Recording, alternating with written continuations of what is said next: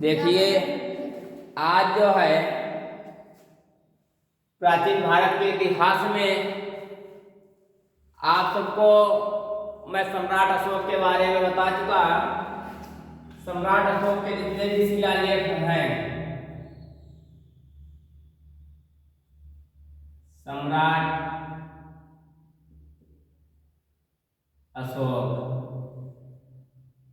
सम्राट अशोक के जितने भी शिलालेख हैं, 14 शिलालेख हैं, जिसमें मैं शिलालेख के बारे में पूरा लिखा चुका हूं। और अब जो है आज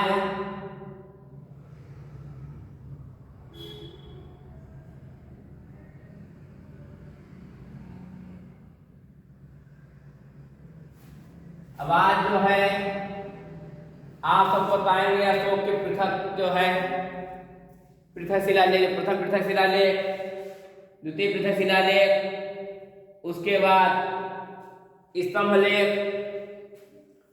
तो अशोक के दो ही पृथक शिलालेख थे, प्रथम पृथक शिलालेख और द्वितीय पृथक शिलालेख। दो ही स्तंभ लेख थे, दो ही पृथक शिलालेख थे। नंबर वन था प्रथम पृथक शिलालेख। देखिए ये है प्रथम पृथक शिलालेख। पृथक शिलालेख बता दो प्रकार के, प्रथम पृथक शिलालेख, दूसरा है द्वितीय पृथक शिलालेख, दूसरा है द्वितीय पृथक शिलालेख और दूसरा है द्वितीय पृथक शिलालेख।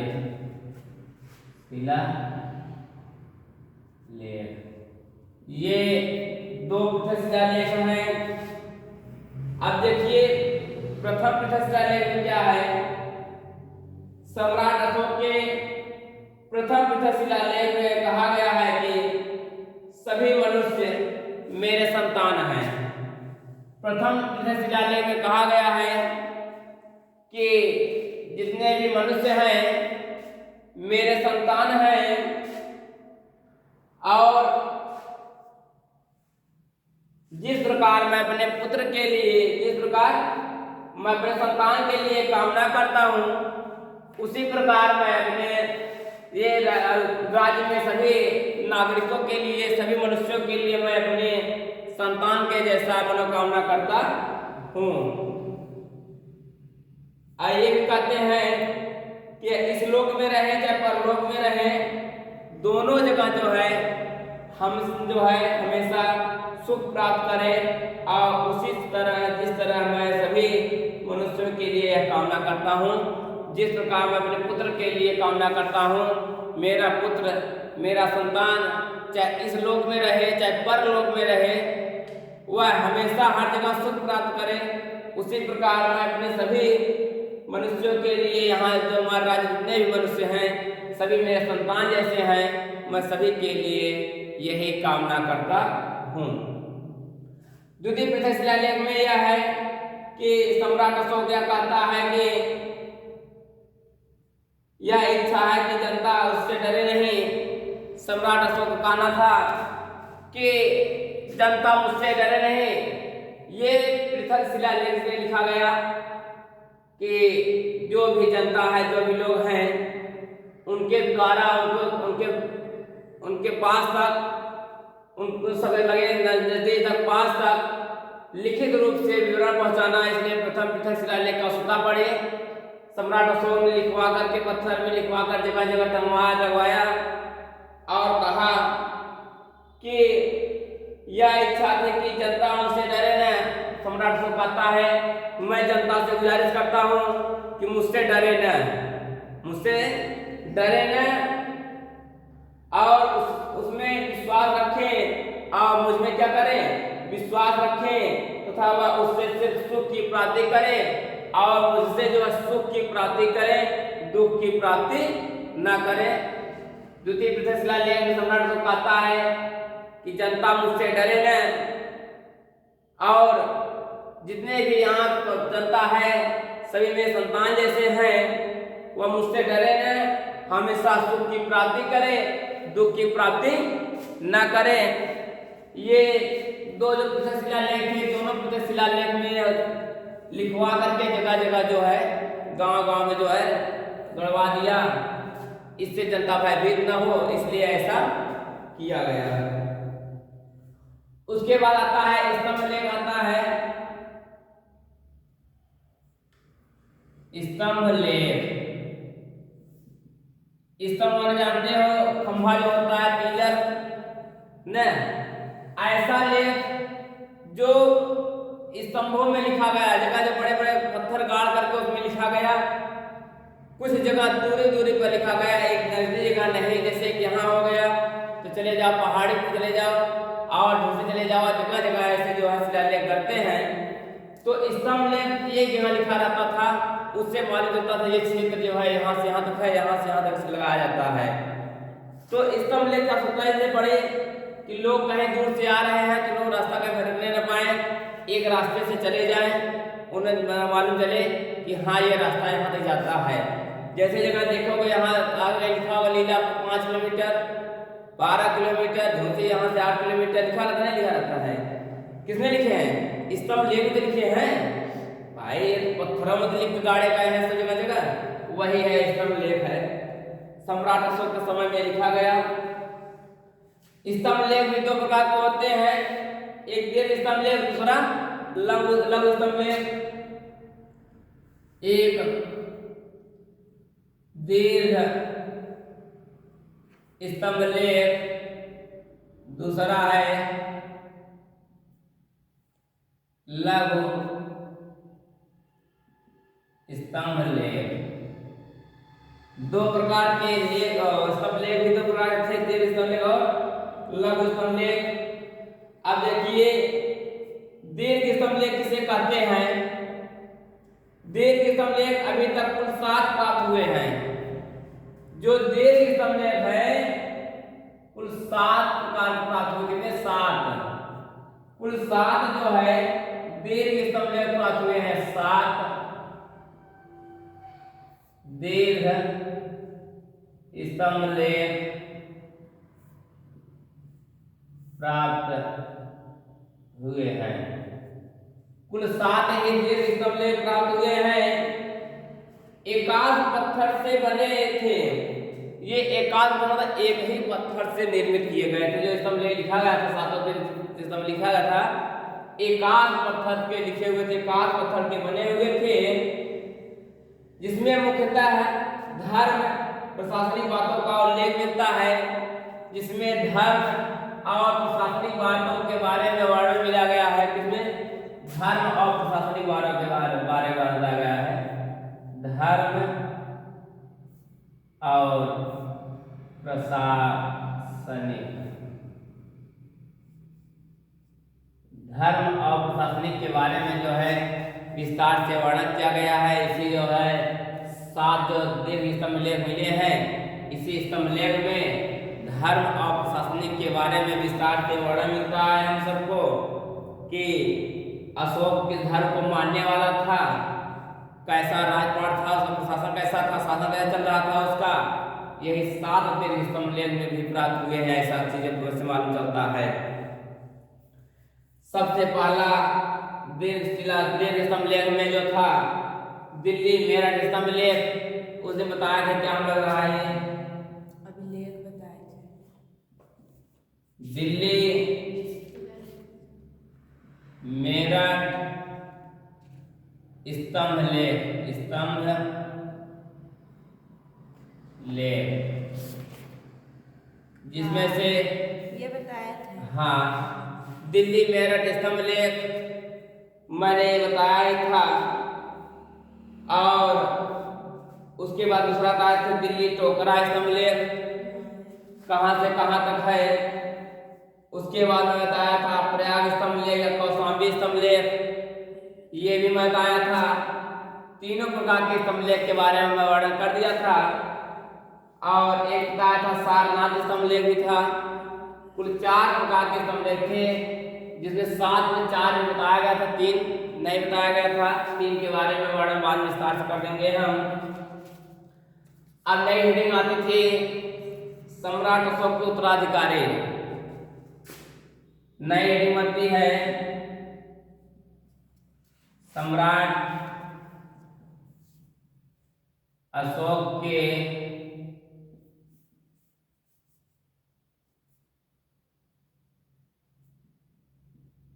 उत्तराधिकारी। सम्राट अशोक के उत्तराधिकारी, ये देखिए सम्राट अशोक के उत्तराधिकारी में क्या क्या आता है। या कह सकते हो मौर्य साम्राज्य का पतन भी कह सकते हो, या मौर्य साम्राज्य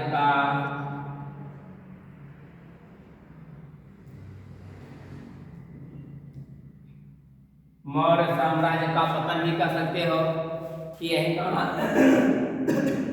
मौर्य साम्राज्य का पतन कहाँ से होता है।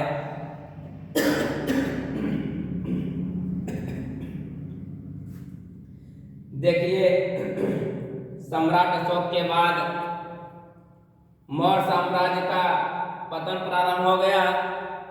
मौर्य वंश के अंदर आखिरी शासक सम्राट अशोक सबसे अच्छा राजा माना जाता था। जैसे ही सम्राट अशोक अपने जो है पद से हटा, वैसे ही मौर्य साम्राज्य का पतन होना चालू हो गया। तो देखिए धीमे धीमे जो है मौर्य साम्राज्य का पतन प्रारंभ हो गया।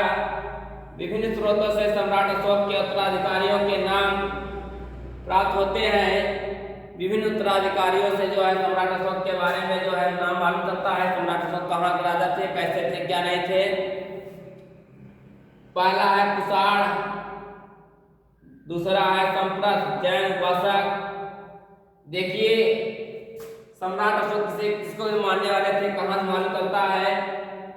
पहला कुषाण शासक, उसके बाद संप्रत जैन उपासक, दशरथ आजीवक धर्म उपासक, वृहदत्त या मौर्य वंश का अंतिम शासक था। देखिए सम्राट अशोक के बाद जो है 4 लोग रह गए। आखिरी जो है आखिरी में पतन कारण होते हैं 4 लोग रह गए। कुषाण नहीं कुड़ाल, दूसरा है संप्रत,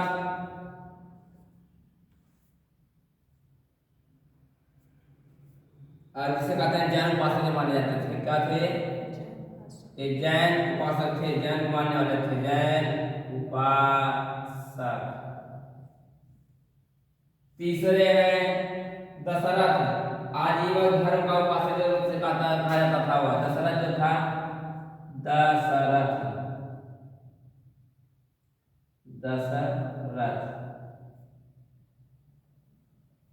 दशरथ जो थे आजीवक धर्म का उपासक था, आजीवक धर्म का उपासक, आजीवन धर्म का उपासक। चौथा जो है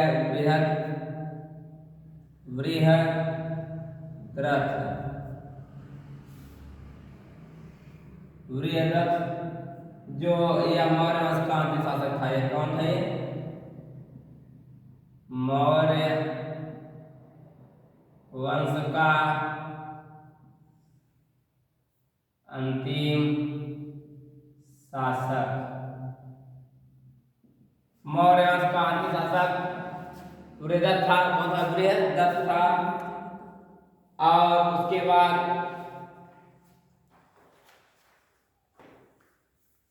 इसके ब्राह्मण सेनापति मौर्य वंश के सम्राट अशोक के काल में जो है ब्राह्मण सेनापति पुष्यमित्र शुंग ने 185 ईसा पूर्व में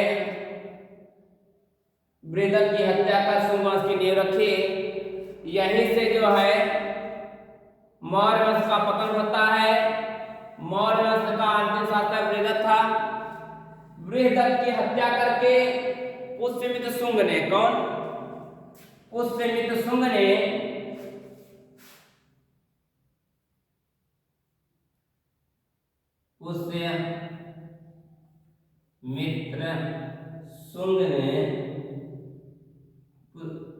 पुष्यमित्र शुंग ने जो है 185 ईसा पूर्व में बृहदत्त की हत्या करके शुंग वंश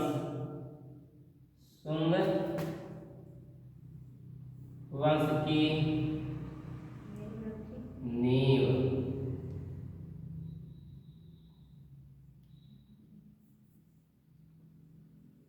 देखिए।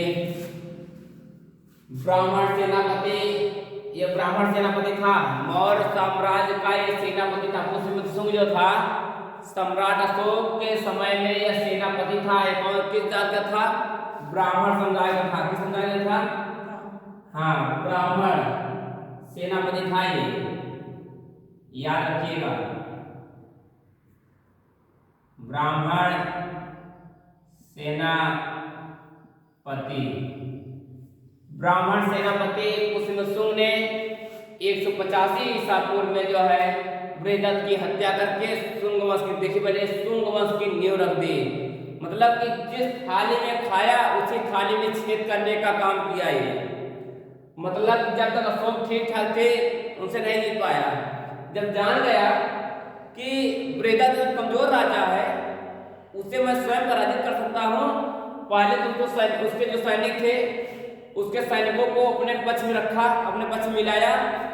और उसके बाद मिलाने के बाद जब सैनिक जान गए सैनिक सब हमारे पक्ष में हो गए हैं, इनके पक्ष में कम रह गए हैं, ये कमजोर हो गया है, तब जाके ब्राह्मण सेनापति पुष्यमित्र शुंग जो है, मौर्य साम्राज्य के ब्राह्मण सेनापति पुष्यमित्र शुंग जो शुंग वंश का था, उन्होंने बृहदत्त की हत्या करके 185 ईसा पूर्व में शुंग वंश की नींव रखी। यहीं से शुंग वंश का स्थापना, यही शुंग वंश की शुरुआत होती है 185 ईसा पूर्व से। कहां से? 185 ईसा पूर्व से।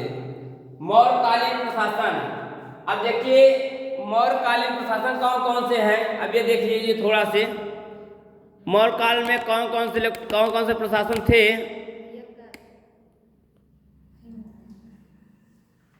देखिए मौर्यकालीन प्रशासन में नई हेडिंग आती है मौर्यकालीन